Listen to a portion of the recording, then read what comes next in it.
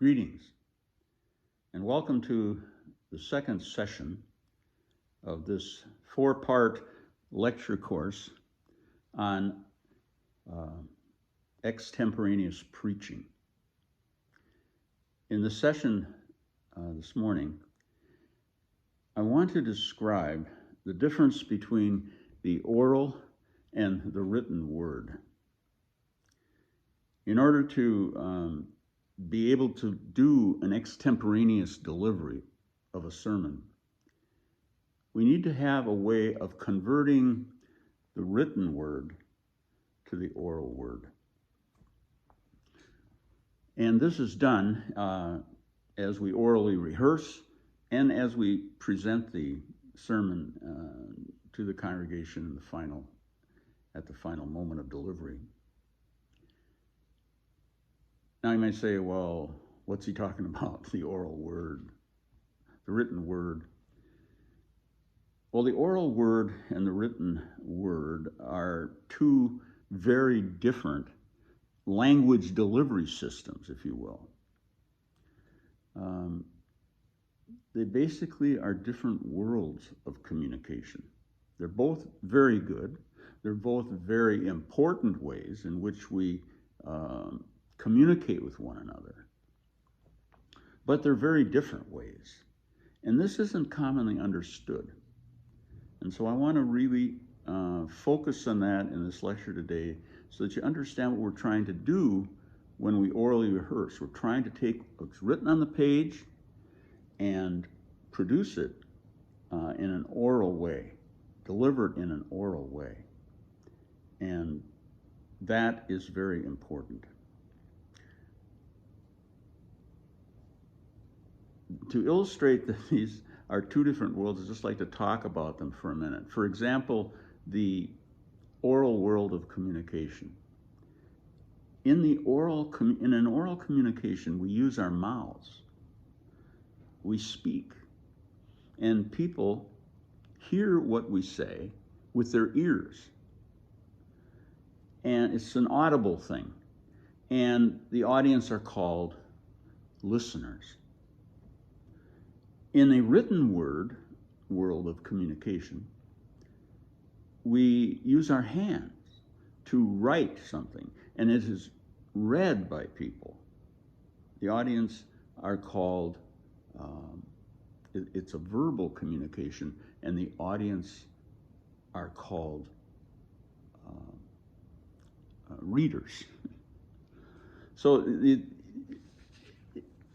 I say that because it just is an example of how different these worlds are of communication. And so when we take a written word and we want to use it in an oral setting, it does not work very well.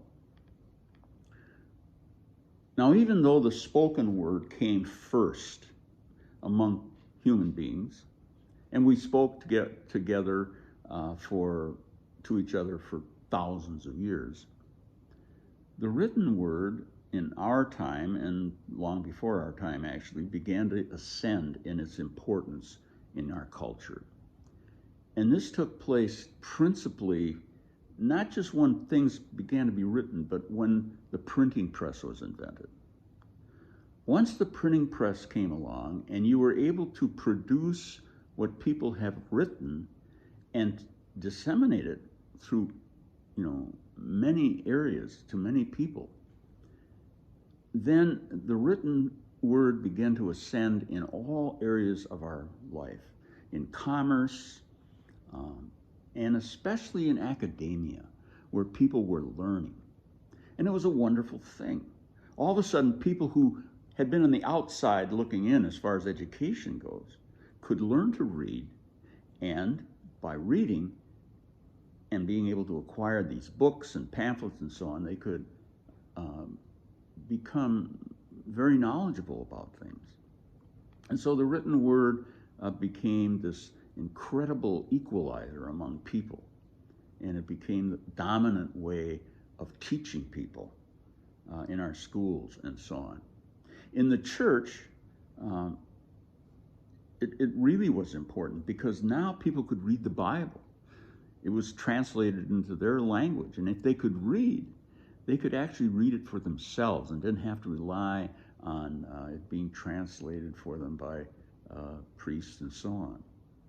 They could read pamphlets by Martin Luther or Melanchthon or other reformers. And this enabled people to learn in ways that were never possible before this time. In a word, reading and writing changed everything, and especially changed it in academia, in the world of learning in schools. And it continues to do so. It's the dominant way people learn in schools today. In fact, you send your children to school so they can read and write. And if they can read and write, they have a tremendous advantage over everyone else. And then we're very concerned that they can read and write. And so I remember serving one time on a right to read board. And the question was always asked, why can't kids read? Why can't Johnny read, Mary read? And very concerned about that. And it was so important that they learn how to read. Unfortunately, they never asked why Mary or Johnny can't speak freely in the extemporaneous mode. They didn't care about that. Wasn't something that they even thought of. Even in our modern world of communication, the written word still dominates. You have people communicating with each other in emails, in texts, in tweets. So the written word is still dominating in many ways. There are some signs that the oral world is not dead, however, in that you have things like podcasts and YouTube videos where people are speaking freely, TED Talks, this kind of thing. So there is an interest in oral communication coming on, I think, that's a little more than it has been for a long time. Because of the overemphasis upon reading and writing instead of any emphasis on speaking or communicating orally, you can get through a whole education system that we have without really learning how to communicate very well orally. In fact, I read an article not so long ago about a young man from my alma mater, St. Olaf College in Northfield, Minnesota, who was fired from his high-tech job simply because he couldn't communicate.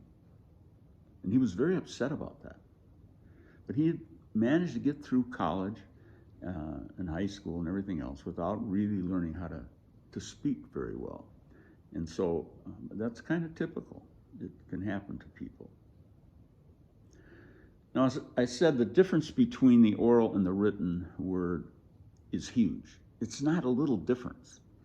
It's a very dramatic difference. And I want to try and help you understand this by talking about some of the ways in which we can take what happens, describing what happens when we take a written communication and through a system of oral rehearsal, we convert it to an oral word. I want to describe some of the things that happen so that you can see how important it is and how different it is to make an oral communication from a written communication. Here are some of the, and something that I need to say before I do that is that when you convert what you have written to the oral word through oral rehearsal, what happens is your brain gets completely involved here, and it does this automatically. We're not talking about something you have to think a lot about, because once you start trying to say what you have written out loud and then repeat it and keep practicing it, your brain will do this conversion. And it's just an amazing thing. It's like a small miracle that takes place, and I'm continue to be amazed by it. And you will be too, once you try to do this.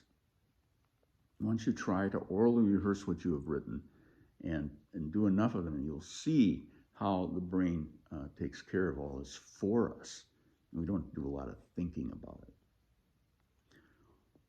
So here are a few things that change when you are in this oral rehearsal process.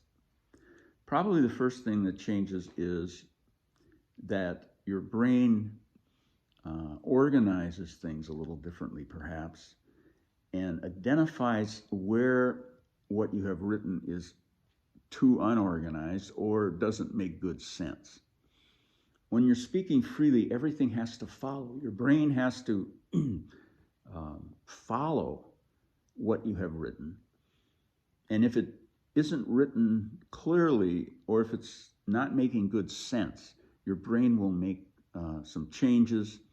And so what happens is the length of your sermon might change. It might get a little longer. I noticed when I started doing this that when I could read a sermon, had a 4-page sermon I would read in maybe 10 minutes.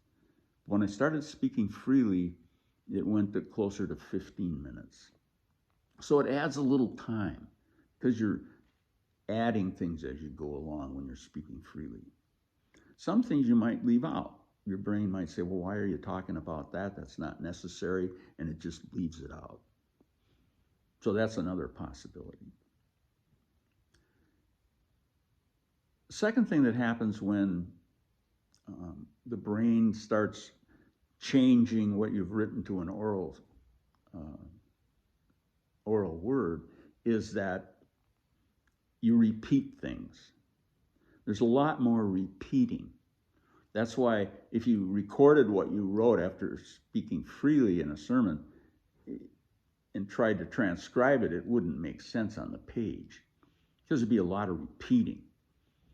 And that's because the brain picks up on things that are important, words, phrases, and it'll keep repeating them so that people can get them and understand them more clearly. Sometimes it will leave things out, and sometimes it will add things, but the length might change.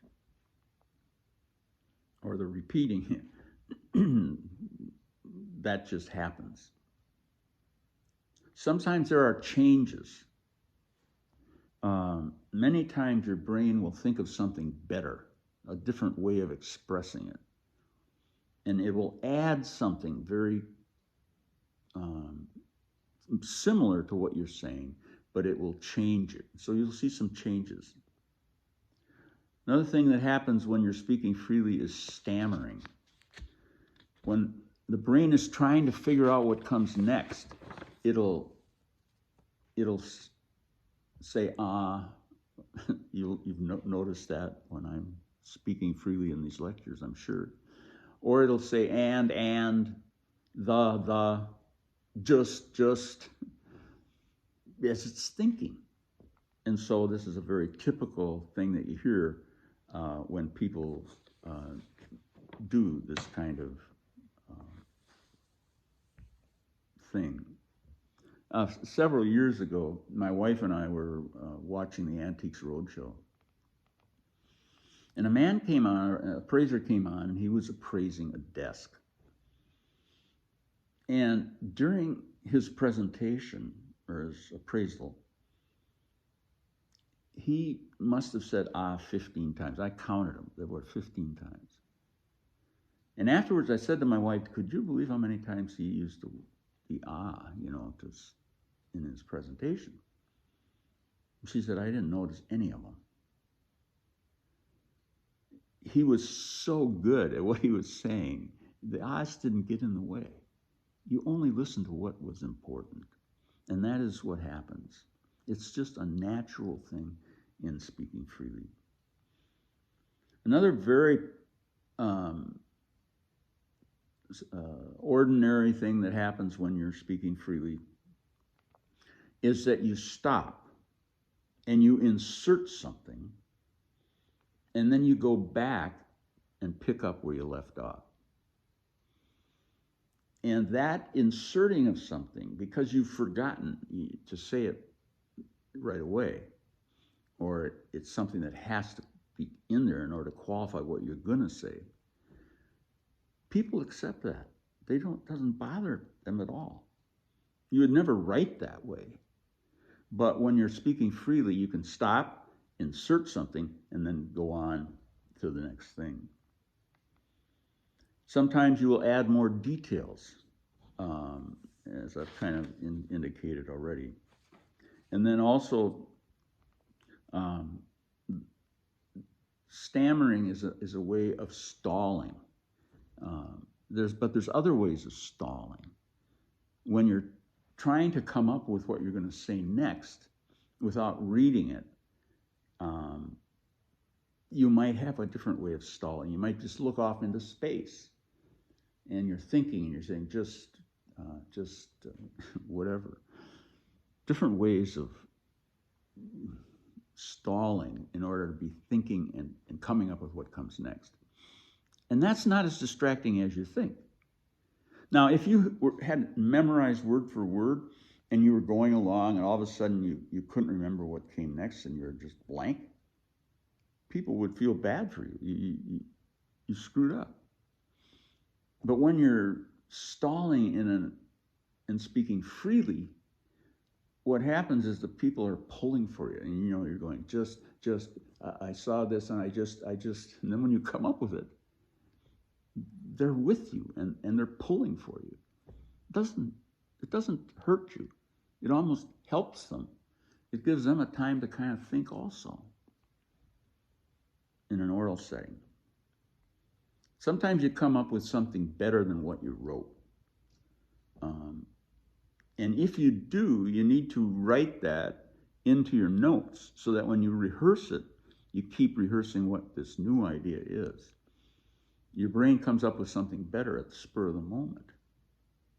And by the way, when you're writing a sermon, and we're going to talk about that too, when you're writing a sermon, sometimes you get kind of bogged down and you don't know how to say something. You don't have to worry about that. Just go on, because your brain's going to take that and change it anyway. Often the brain will repeat the theme. A theme of a paragraph will be repeated. Some word, some particular phrase will be constantly repeated. And then throughout the sermon, the brain will often bring it back and reflect back on the main theme of the sermon. And sometimes we leave things out. Something that we might have thought was really important. But ordinarily, if we leave something out, it's because it's not needed. Very seldom will the brain leave something out that's important because it's wanting to be logical. It's wanting to make sense. And so it isn't going to leave out something that's important. It might leave out an illustration or something that would have been nice to have in there. But the things that you add are so much more important than the things that you leave out, that the payoff is a big one. Sometimes at the end of a sermon, during the conclusion of the sermon, you will add things, change things around, because you're really getting into it and you know exactly what you wanted to get across. And so sometimes at the end of the sermon, you'll add some things. So the bottom line is, if you read what you have written, there will be no changes, and you will have a written communication being presented in an oral setting. Now, it's not like nothing is going to communicate in that way. I mean, people have been doing this for centuries, writing down and reading it to people, and they get something out of it. But they do not get out of it what they could be getting out of it if it was an oral presentation. It's important to remember that your brain will do all this for you automatically. It's not something that you have to worry about.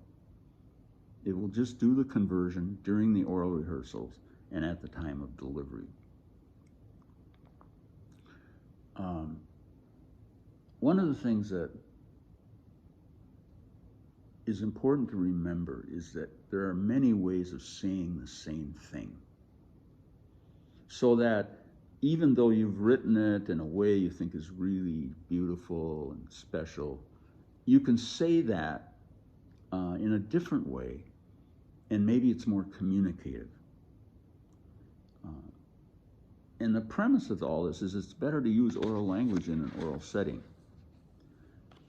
I had a student one time who had wonderful language skills and wrote a beautiful sermon, and he was very concerned that he would not be able to say as well as he and speak as well as he could write. But he was a gifted person with the language. He had tremendous skills, great vocabulary. He had been speaking all of his life. As ministers, everybody who's a pastor has had to speak all of their life, so they've developed their speaking skills.